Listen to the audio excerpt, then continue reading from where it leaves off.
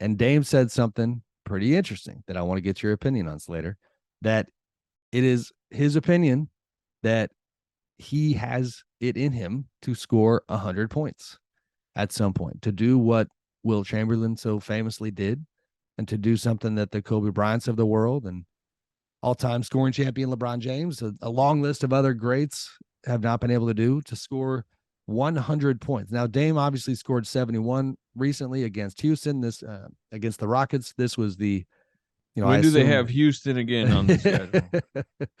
But Bill and Dame, it's not just, this is not just kind of a hot takey column. I don't think it's the idea that like they analyzed what Dame did that day, and it was his basketball view, and he breaks down play by play, shots that didn't fall.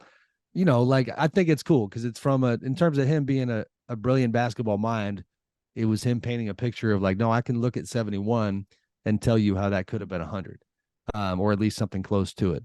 But more broadly speaking, that question I want to posit it to you, Dame or anybody else, is there a human within today's association who has it in him to score 100 points, and is Dame that guy?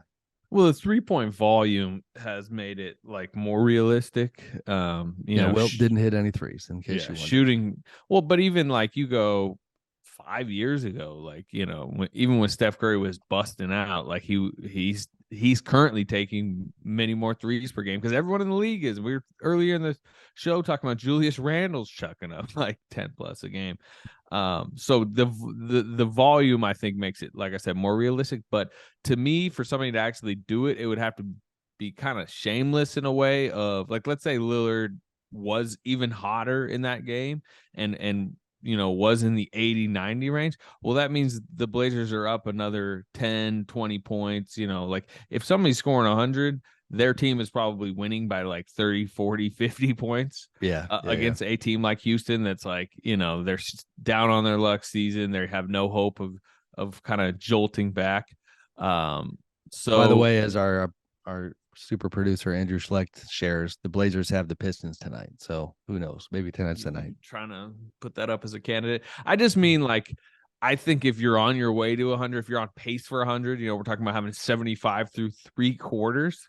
You're probably up 40 against a team that has no energy to come back. And then it's like, are you just going to spend the fourth quarter like allowing your player to go out there and just chuck freely to get 100? Maybe you are, and that's fine. But I think that would be, you would have to do it kind of. Yeah, it runs the risk of having terrible optics. I didn't love the optics of the Rockets game, if I'm being honest. I think we talked about it on the pod. Like, he kept gunning for it late. And the part of me that would like to see him just in a more competitive environment because of how great he is, I find this angle interesting, but also a little bit depressing. Like, is this what is this what we're doing in Portland these days? And I know it's just a conversation, so I shouldn't be too critical.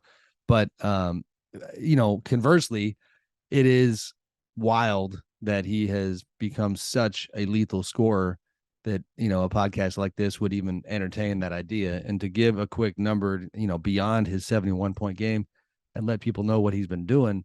And this is not a small sample size. In the last 23 games, Slater, Dame is averaging 38.9 points. Now Portland is 11-12.